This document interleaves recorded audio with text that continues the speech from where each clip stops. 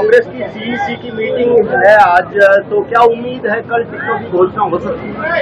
देखिए, हमारी प्रक्रिया चल रही है। जैसे मैंने कहा कि जल्दी ही कांग्रेस पार्टी फैसला कर रही है। आज मंथन है, हमारा सीईसी की बैठक है। तो देखो, आने वाले समय में जल्दी हमारे प्रत्याशी मैदान में उतारे जाएंगे। आज हमारा घोषणा पत्र भी जारी हुआ है, जिसमें हर वर्ग का ख्याल कांग्रेस पार्टी ने रखा है और कई बड़ी महत्वपूर्ण घोषणाएं उसमें घोषणा पत्र के माध्यम से की गई। एक तो केंद्र स्तर पे जो 30 लाख से ज़्यादा नौकरी सरकार में समाप्त हो गई, जो पोर्ट, एयरपोर्ट, बड़े उद्योगपति समूह अदानी को देके और सारी रेलवे की जो नौकरियां खत्म कर दी, वो 30 लाख नौकरियां निकाली जाएंगी और 30 लाख नौकरियों में पक्की भर्ती केंद्र सरकार करेगी। एक तो ये हमारे घोषणा पत्र में आया है।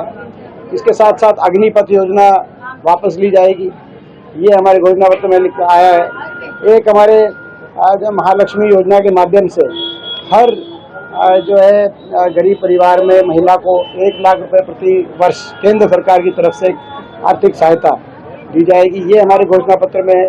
बहुत सी और हर वर्ग के लिए जातिगत जनगणना का भी हमारा प्रावधान है। किसान को एमएसपी की गारंटी का भी हमारे घोषणा पत्र के अंदर ध्यान दिया गया और किसानों की कर्ज माफी भी, जो जैसे पहले यूपीए सरकार के समय जो कर्ज माफी हुई थी, उसी तरीके से कर्ज माफी की जाएगी। ये सारी बातें हैं। साथ में हरियाणा में जो हमारा पहले ही घोषणा पत्र है कि 6000 बुढ़ापा पेंशन और हर बिजली उपभोक्ता हर परिवार को 300 यूनिट बिजली फ्री, ताकि महंगाई से एक राहत मिले और 6000 बुढ़ापा पेंशन से भी हर घर के अंदर एक राहत देने का काम हो।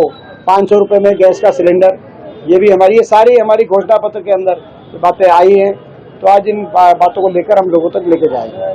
तो क्या रोहतक लोकसभा का चुनाव कुछ चुनौती लग रहा है?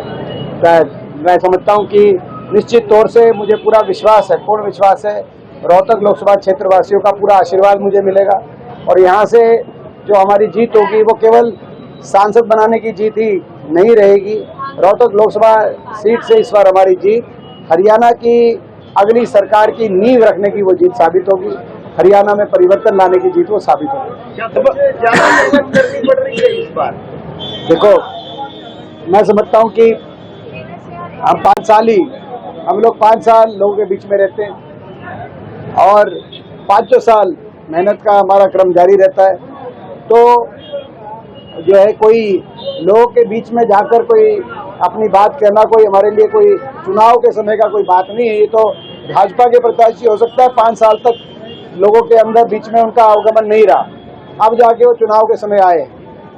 लेकिन हम तो लोगों से जो है के सुख दुख में 5 साल लोगों के बीच में रहने वाले, ये हमारा घर है और मैं समझता हूँ कि लोग भी इस बात को समझते हैं। एक सवाल हो रहा है, दुष्यंत चौटाला का नारनौल में विरोध हुआ और उनको गाँव में नहीं घुसने। देखिए, जहाँ तक जेजेपी पार्टी की बात है, मैंने पहले ही कह दिया था कि जेजेपी पार्टी का जनाधार समाप्त हो गया है और जेजेपी पार्टी का मुझे भविष्य में भी मैं समझता हूँ ऐसा दिखाई नहीं देता, क्योंकि उन्होंने जिस तरीके से अपने मतदाता के साथ विश्वासघात करके भाजपा को सपोर्ट जब किया था, उसी दिन ये तय हो गया था कि आने वाले समय में उनका मतदाता वोट की चोट से उनका इस विश्वासघात का बदला चुकाएगा।